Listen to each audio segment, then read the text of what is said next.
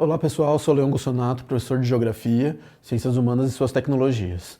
Hoje falaremos sobre dados estatísticos que mostram a condição da mulher no mundo atual, com ênfase para o Brasil. Vamos lá? Primeiro a gente pensar que a mulher sempre trabalhou, porque a gente fala muito da entrada da mulher no mercado de trabalho nas últimas décadas, mas ela sempre trabalhou. E sempre trabalhou na parte doméstica, cuidando da casa? Também, mas não só. Já existem relatos de mulheres caçadoras na pré-história. Ah, não era o homem que caçava e a mulher ficava em casa cuidando do filhinho? Não só, ela caçava também. Isso já existem relatos que a gente consegue perceber por evidências históricas que isso aconteceu. Então a mulher sempre trabalhou, tá? Mas a entrada no mercado de trabalho moderno, capitalista, aí é algo bem mais recente, né? Começa mais no século XIX e com mais ênfase na segunda metade do século XX. Então a mulher no mercado de trabalho, gente. Dados de entre 1950, desculpa, e 2018 mostra a evolução, o crescimento das mulheres no mercado de trabalho. Então a gente pode ver aqui, né, que em 1950 apenas 18% das mulheres latino-americanas e caribenhas, aqui é um recorte latino-americanas e caribenhas, estavam inseridas no mercado de trabalho. Hoje em dia, né, 2018, esse número já está quase em 56%. Deve ter até subido um pouquinho mais. 2018 estava em 55,9%. E os homens? Eram 81, deu uma diminuída, uma aumentada, está em 77%. Então fica oscilando ali, normal. Tá? Ou seja, as mulheres estão entrando cada vez mais no mercado de trabalho. Teve alguns eventos históricos muito importantes para a entrada da mulher no mercado de trabalho, que acelerou essa entrada. Um deles foram as guerras mundiais. A primeira, em especial, né, por ser a primeira. Por quê? Nessa imagem a gente consegue ver que tem mulheres trabalhando numa fábrica de munição. Enquanto a maioria dos soldados eram homens, só que homens que possivelmente antigamente trabalhavam em fábricas. Agora precisa de alguém para fabricar as coisas. Então, mulheres em fábricas. No caso aqui de munição, mas poderia ser de qualquer outra coisa, né? É que aí fica muito evidente. Mulher trabalhando na fábrica, e o homem na fábrica de munição, o homem recebendo essa munição, para assim poder, enfim, lutar na guerra. Então a Primeira Guerra teve essa impulsão. Homens não estavam mais nas fábricas, mulheres foram para lá ocupar esse espaço. Ou seja, elas podiam fazer esse serviço tão bem quanto qualquer homem. Tanto é que fizeram. E aí a gente pode pensar, né, já que é mercado de trabalho moderno, capitalista, então algo dos últimos 2 séculos aí, a gente tem que pensar, desculpa, a gente tem que pensar o que é o sistema capitalista? De maneira muito simples, né, algo muito mais complexo, mas de maneira muito simples. Ele é um sistema político, social e econômico baseado na acumulação de capital. E essa acumulação de capital, ela se baseia na exploração de uma classe dominante sobre a classe trabalhadora. E isso eu não estou inventando nada, é algo bem simples da gente entender. Então, para um capitalista, né, que é a classe dominante, ele precisa ter mão de obra para trabalhar para ele, para gerar lucro para ele. É assim que funciona. Então, de maneira muito racional, não importa se é homem que vai trabalhar para ele, se é mulher que vai trabalhar para ele, se é negro que vai trabalhar para ele, se é negra, não importa se é homossexual, heterossexual, não importa, desde que trabalhe e assim gere o lucro para ele, né? Isso vai acontecer, mas a gente pode entender então, o capitalismo não criou o racismo, o capitalismo não criou o machismo, não, e não criou mesmo, mas ele se aproveita. Como? Como que ele se aproveita? Pagando salários mais baixos, porque esse lucro vai vir quanto menos salário ele paga para os seus funcionários, maior vai ser seu lucro. Essa é a lógica.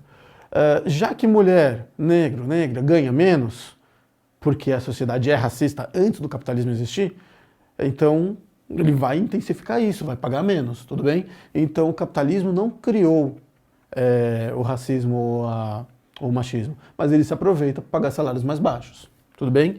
E no caso que a gente está falando das mulheres, elas ganham menos. Em média, mulher ganha menos que homem exercendo a mesma função. Tudo bem? Então, aqui a gente tem um gráfico, gente, que mostra o rendimento por homem e por mulheres. No caso, especificamente do quarto trimestre, por hora trabalhada, em homens e mulheres que tenham as mesmas condições de cor, de raça, de escolaridade, enfim. Então, que deveriam, fazendo a mesma função, ganhar a mesma coisa. Vamos pegar aqui o ano de 2019. Então, em 2019, em média, um homem ganhava R$ 12,26 por hora trabalhada. Isso aqui no Brasil. E uma mulher, R$ 9,70. A diferença aí a gente vai ver de 20,88%. Tudo bem? Então, e isso desde 2012 a gente vê que essa diferença não mudou muito.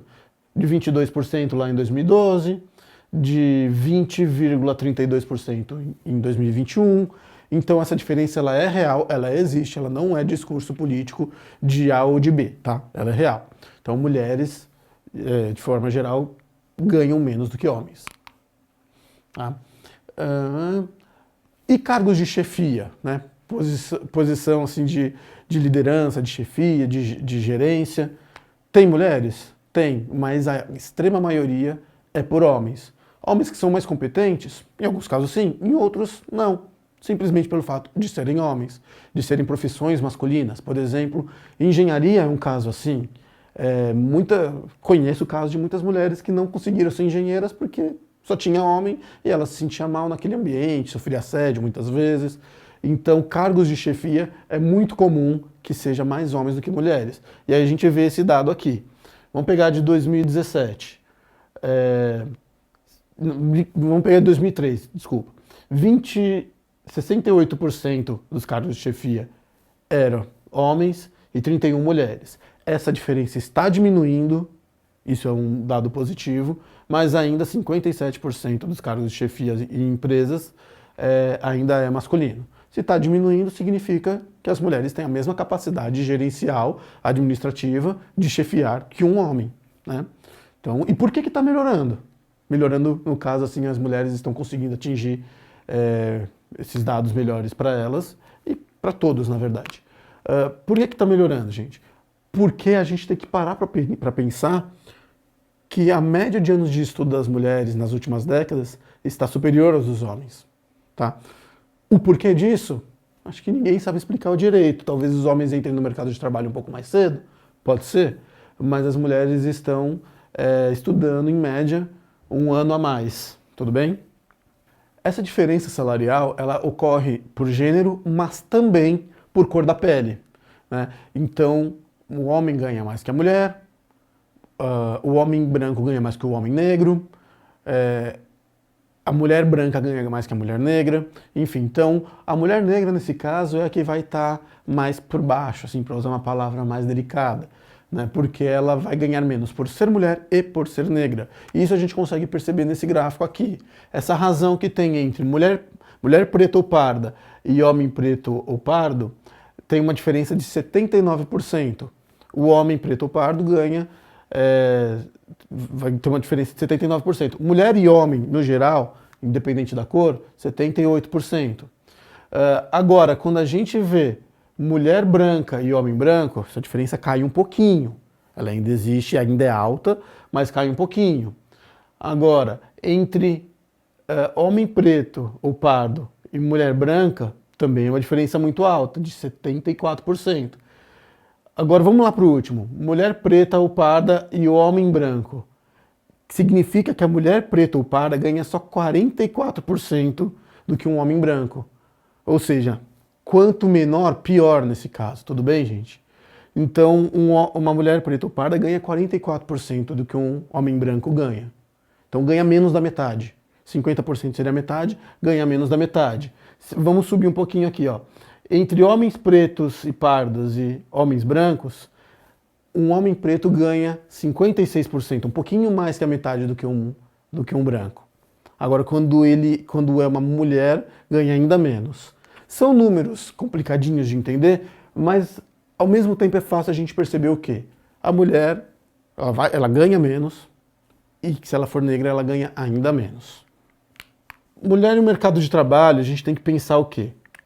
Violência financeira ou econômica, conhecida como abuso financeiro. Isso está na lei, tudo bem? Inclusive, muitas mulheres se prendem em relações abusivas e violentas, onde a vida delas está em risco, com aquela pessoa que ela devia amar e que deveria amar ela, melhor dizendo, por que ela muitas vezes ela não sai dessa relação? Tem várias questões que podem explicar, mas uma questão muito objetiva é a questão financeira.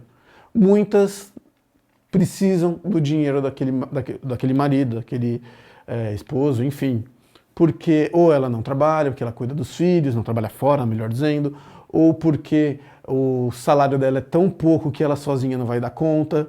Então ela precisa, muitas vezes, se submeter a relações abusivas, porque ela precisa daquele sustento. O sustento dela depende do dinheiro que o homem traz para casa também.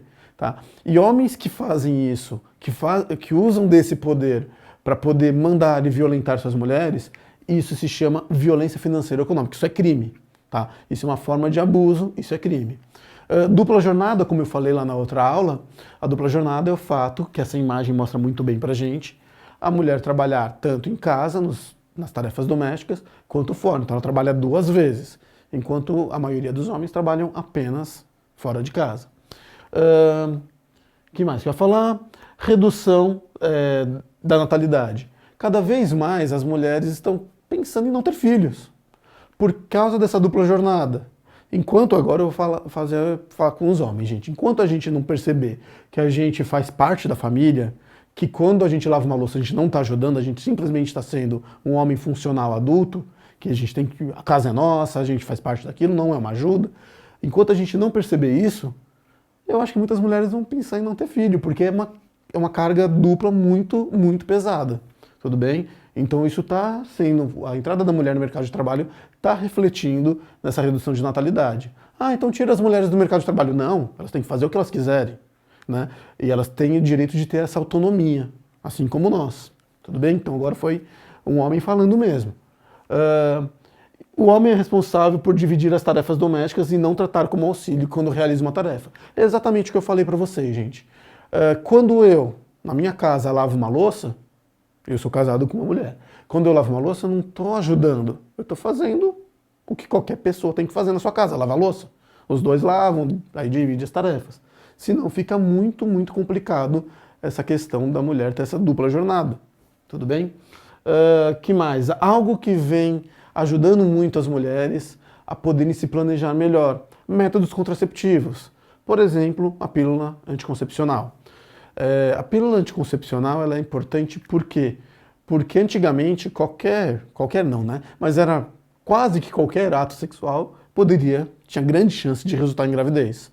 Hoje, isso pensando num casal mesmo, hoje a mulher ela pode se prevenir. Não quero ter filho porque estou pensando na minha carreira, estou pensando em crescer na empresa, depois eu vou querer ter filho, ou não vou querer ter filho porque dá muito trabalho. Enfim, ela tem o direito de escolher. Antigamente ela não tinha esse direito. E o homem sempre meio que teve esse direito, porque quando ele abandonava os filhos, não era tão mal visto quando uma mulher abandona. Gente, estamos chegando ao final da nossa aula. Peço para que vocês acessem o link do Saiba Mais, que tem mais informações sobre o assunto. E eu deixo terminar agora com essa frase aqui da Simone de Beauvoir. É pelo trabalho que a mulher vem diminuindo a distância que a separava do homem. Somente o trabalho poderá garantir-lhe uma independência concreta. Eu acho que essa frase é autoexplicativa.